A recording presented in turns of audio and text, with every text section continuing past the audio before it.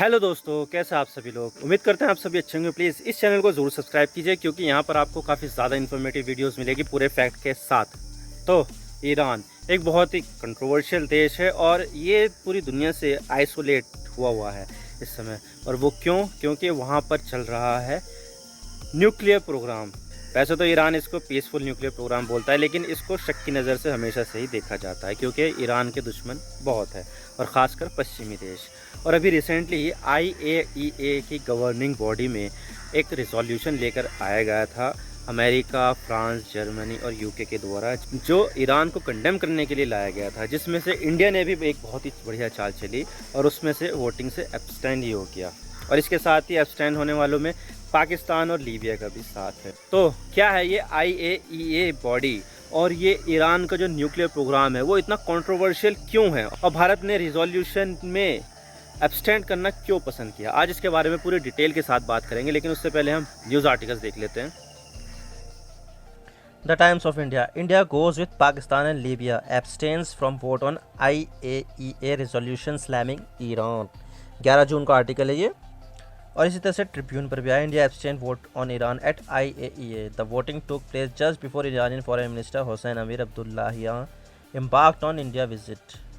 तो सबसे पहले हम बात करते हैं कि ये क्या है। तो IAEA का मतलब होता है इंटरनेशनल एटॉमिक एनर्जी एजेंसी, और इसे अक्सर atom for piece and development के नाम से भी जाना जाता है।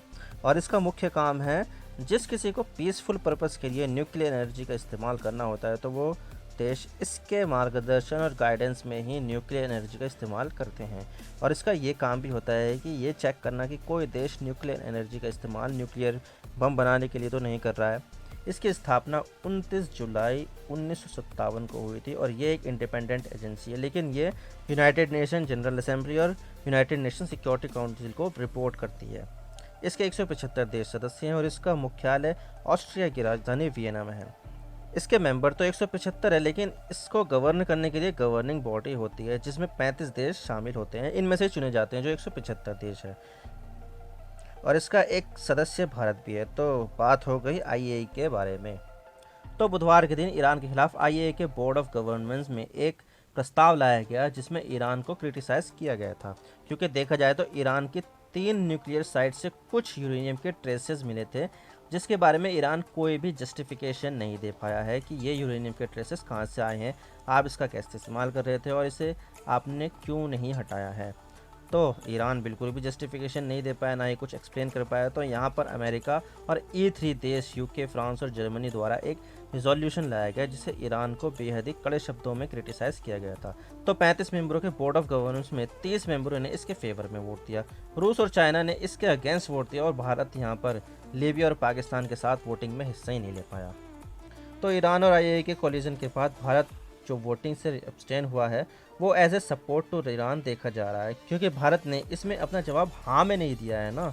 तो ये समझा जा रहा है कि भारत ने अपना सपोर्ट तो ईरान को दिया है, लेकिन भारत ने अपने नॉन अलाइनमेंट होने की स्थिति को और ज़्यादा मजबूत कर लिया है। इसके अलावा मिनिस्ट्री ऑफ एक्सटर्नल अफेयर्स ने इस मामले पर कमेंट करने से साफ इनकार कर दिया है। और हम वैसे भी नॉन अलाइंड की तरफ की श्रेणी में आते हैं, और भारत ने ये कई बार साबित भी किया है। जैसे कि जब रूस ने यूक्रेन पर हमला किया था तो 3 मार्च को रूस के अगेंस्ट आए एक रेजोल्यूशन में वोट ही नहीं दिया था भारत ने।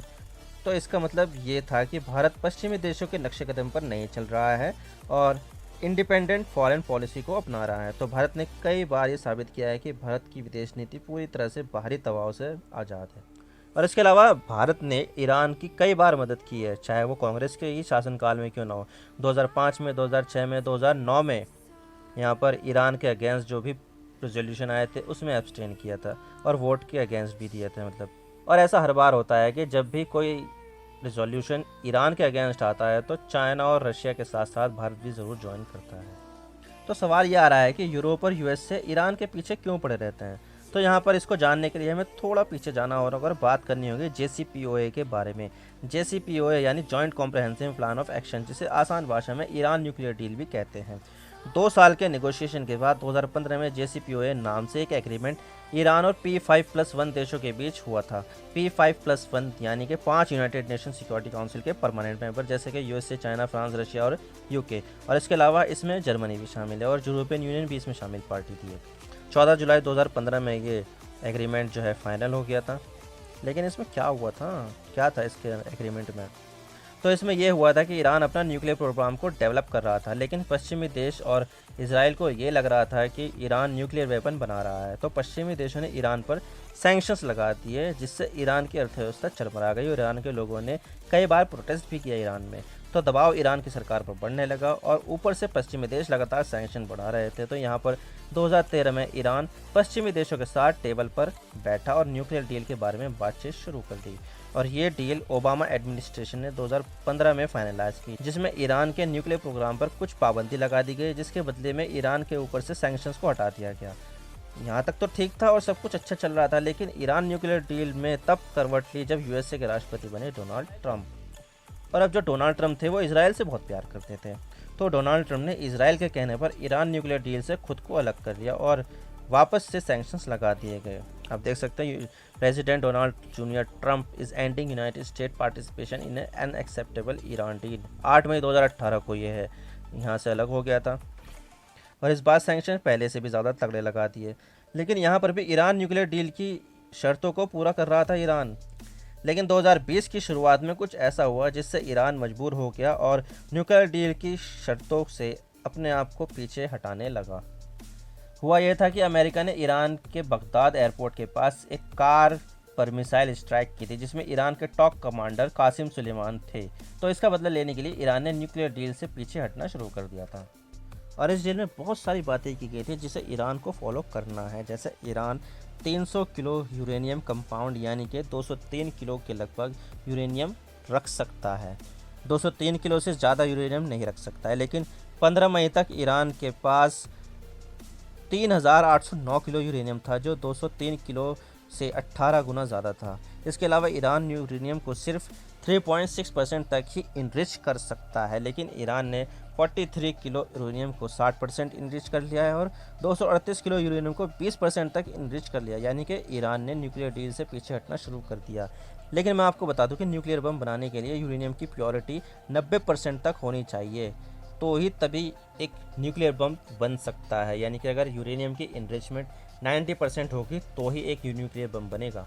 लेकिन ईरान ऐसा नहीं है कि ज़्यादा दूर है, ईरान बहुत नज़दीक है। शुरुआत के जो कुछ यूनिट्स होते हैं ना, उसको इनरिच करने में ज़्यादा टाइम लगता है, लेकिन 60 से लेकर 90% तक जाने में ज़्यादा टाइम नहीं लगेगा इनरिचमेंट में। और इसी बीच पिछले साल जो बाइडेन यूएसए के राष्ट्रपति बन गए, जो ओबामा के शासनकाल में उपराष्ट्रपति थे। तो जो बाइडेन के राष्ट्रपति बनने के बाद उन्होंने ईरान के साथ फिर से बातचीत शुरू कर दी और ईरान के साथ एक नई डील की इच्छा जताई। अब ये डील पूरी तरह से तैयार तो हो गई थी, लेकिन ये अभी तक फाइनल नहीं हो पाई थी, क्योंकि यहाँ पर दोनों देश अपनी अपनी डिमांड पर अटक गए थे। जिसमें ईरान कह रहा था कि इस्लामिक रिवॉल्यूशनरी गार्ड कॉर्प्स को फॉरेन टेररिस्ट ऑर्गेनाइजेशन की लिस्ट से अमेरिका हटाए। लेकिन यूएसए ये बात बिल्कुल भी नहीं मान रहा था और अमेरिका का कोई इरादा नहीं था IRGC को अपनी टेररिस्ट की लिस्ट से हटाना। तो यहाँ पर बात थोड़ी बिगड़ गई थी।